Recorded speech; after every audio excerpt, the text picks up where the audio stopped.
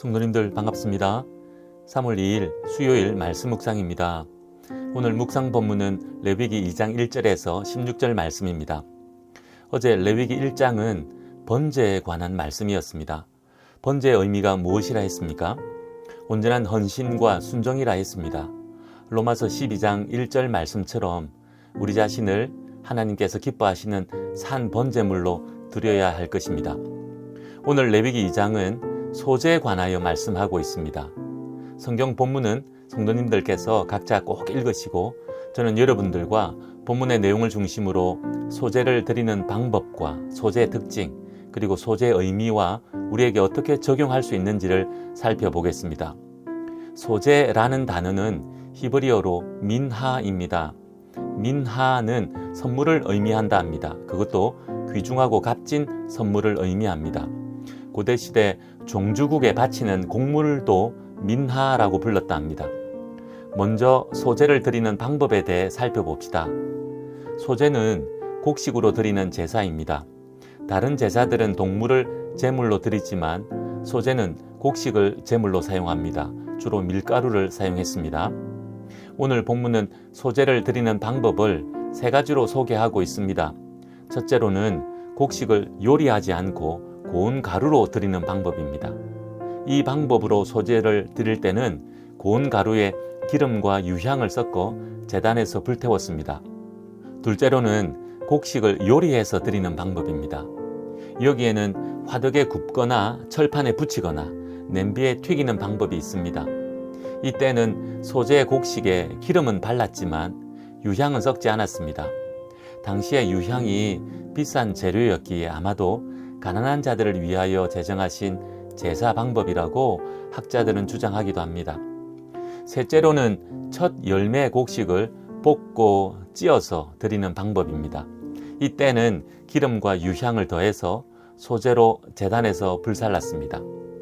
이렇게 소제의 제물을 제사자가 준비해서 제사장에게로 가지고 오면 제사장은 한 움큼 정도를 제단에서 불사르고 나머지는 제사장의 몫으로 취했습니다. 이제 이렇게 드리는 소제의 특징에 대해 알아봅시다. 소제는 레위기에 소개되는 제사 중 유일하게 곡식으로 드리는 제사라 했습니다. 그리고 하나님께서 소제를 드릴 때 반드시 첨가할 것과 뺄 것을 정해주고 계십니다. 소제를 드릴 때 첨가하지 말라고 하신 것은 누룩과 꿀입니다. 누룩과 꿀 자체의 문제라기보다는 그 의미로 인해 첨가하지 못하게 한 것 같습니다. 평상시에는 누룩을 넣어 빵을 구워 먹었고 꿀 또한 하나님의 복을 상징하기도 했습니다.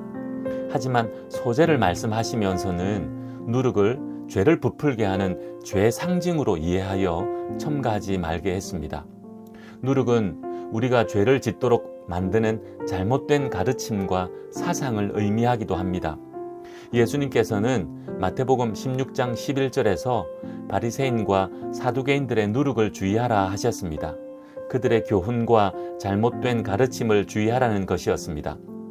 꿀 또한 세상적 가치와 세상이 주는 달콤한 쾌락과 부귀영화를 상징하여 첨가하지 못하게 했습니다. 하나님의 백성들은 하나님의 말씀을 따라 거룩하게 살아야 하는 자들입니다. 그래서 세상적 가치와 세상이 주는 달콤한 쾌락은 멀리해야 하는 것입니다.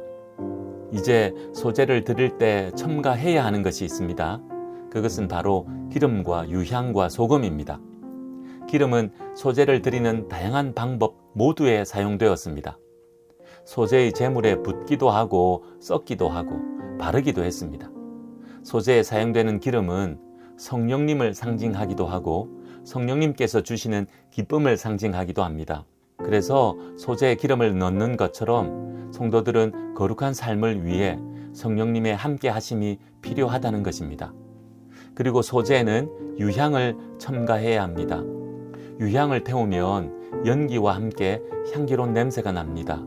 그래서 유향은 성도의 기도를 상징하기도 합니다. 하나님께서는 성도의 기도를 향기로운 냄새로 여겨주셔서 응답해 주십니다. 마지막으로 소제에는 소금을 첨가해야 합니다. 소금은 변하지 않아 부패를 방지하고 음식물의 신선함을 유지해 줍니다. 그래서 소금은 신실한 믿음과 변하지 않는 하나님의 언약을 상징하기도 합니다. 하나님의 약속의 말씀을 변함없이 믿고 하나님께로 나아가야 함을 소재는 우리에게 가르쳐 주고 있습니다. 이제 소재의 의미에 대해 알아봅시다. 소재는 피 없이 드리는 제사입니다. 죄를 용서받기 위한 제사가 아니라는 것입니다. 앞서 소재 방법과 특징을 통해서 살펴보았듯이 소재는 하나님께 감사와 변화된 성도의 삶이라는 의미가 포함되어 있습니다. 하나님께 감사라는 의미는 오늘 본문 14절 이하에서처럼 특별히 첫 열매를 소재로 드리는 것에서 잘 나타나고 있습니다. 하나님께서 공급해 주시고 책임져 주신다는 믿음으로 하나님께 감사하는 소재입니다. 변화된 성도의 삶은 소재로 드리는 곡식을 고운 가루로 만드는 것에서 잘 드러나고 있습니다. 곡식 나달 그대로가 아니라 곱게 찧어서 고운 가루로 만들어 드리는 소재였습니다. 그렇습니다. 고운 가루가 되기 위해서는 완전히 부서지고 빠져야 합니다. 이처럼 성도된 우리들은 옛 모습 그대로가 아니라 예수 그리스도로 인하여 변화된 모습으로 하나님께 나아가야 합니다. 성도로 살아가야 합니다. 우리의 인격이 변화되어야 하고 성품이 변화되어야 합니다. 그러기 위해선 곡식이 부서지고 빠져야 하는 것처럼 예수님의 보혈로 옛 자아가 깨어지고 부서져야 하는 것입니다. 그렇게 변화된 모습으로 살아가는 우리의 삶을 하나님께서는 소재로 기쁘시게 받으실 것입니다.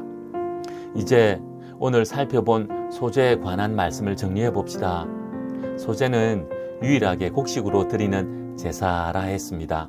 곡식을 고운 가루로 만들어 기름과 유향과 소금을 섞어 제단불에 태워 하나님께 올려 드렸습니다.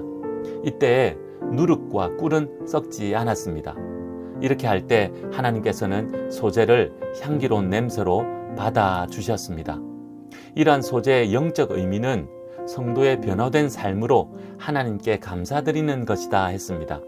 이런 삶을 살기 위해선 기름과 유향과 소금을 섞어야 하는 것처럼 성령님의 인도하심 따라 날마다 기도하며 믿음으로 살아야 하는 것입니다. 동일하게 누룩과 꿀을 섞지 않아야 하는 것처럼 거짓 가르침과 세상의 유혹을 주의하고 경계해야 하는 것입니다. 오늘 우리의 모습을 돌아보기 원합니다. 우리 자신이 소재 제물이 되어 하나님께서 향기롭게 받아주시는 삶인지 말입니다. 그러기 위해선 우리의 인격과 성품이 고운 가루처럼 예수님의 보혈로 깨지고 부서져야 할 것입니다. 물론 때론 아프고 힘들겠지만 이렇게 고운 가루가 되지 않으면 다르게 표현해서 여전히 세상에 물들었던 옛 자아가 남아있고 고집이 남아있다면 자기중심적인 교만이 남아있다면 하나님께 소재 제물로 드릴 수 없음을 기억합시다. 그래서 누룩과 꿀과 같은 거짓 교훈과 세상의 가치를 멀리하고 세상의 유혹을 과감히 끊어버리고 성령님의 인도하심 따라 기도함으로 날마다 믿음으로 나아가는 고운 가루가 되는 우리들 되기 원합니다. 그렇게 살아갈 때 하나님께서 우리의 삶을 향기롭다 인정해 주시고 받아 주실 것입니다. 책임져 주시고 인도해 주실 것입니다. 오늘도 이 하나님의 은혜가 가득한 하루 되기 원합니다. 기도하겠습니다. 하나님 아버지, 오늘은 소재에 관한 말씀을 나누었습니다. 하나님의 백성들이 세상 사람들과 구별되어 거룩하게 살기 원하셨던 하나님 아버지의 마음을 또 한번 깨닫게 하셨사오니 저희들 거룩하게 살게 하옵소서. 고운 가루로 드려져야 했듯이 우리의 옛 성품과 인격이 깨어지고 부서져 하나님께서 받으시는 고운 가루가 되게 하옵소서. 우리의 힘과 의지로는 온전히 이룰 수 없사오니 성령님의 도우심과 인도하심이 있게 하옵소서. 오늘도 그렇게 믿음으로 인내하며 살아갈 때 하나님의 풍성한 은혜 누리게 하옵소서. 예수님의 이름으로 기도하옵나이다. 아멘. 오늘은 드림교회와 각자가 섬기는 교회를 위해 기도하는 날입니다. 세상에 교회는 많지만 마지막 때 하나님께서 기뻐하시고 사용하시는 교회는 얼마나 되겠습니까? 오늘 말씀처럼 하나님 앞에서 고운 가루가 되어야 하는데 그렇게 고운 가루가 되어 그리스도의 향기를 바라는 교회를 찾아보기 힘든 시대인 것 같습니다. 이런 때에 우리가 섬기는 교회를 위해 기도합시다. 그리스도의 향기를 바라는 교회 되게 해달라고 말입니다. 많은 사역을 해야만 그렇게 되는 것이 아니라 가장 먼저는 고운 가루가 되어야 한다 했으니 고운 가루처럼 세상적 가치와 이념, 세상적 방법이 교회 공동체를 지배하지 않도록 예수님의 가르침과 하나님의 말씀이 지배하는 교회 공동체 되도록 기도하는 오늘 하루 됩시다. 오늘도 믿음으로 승리하십시오.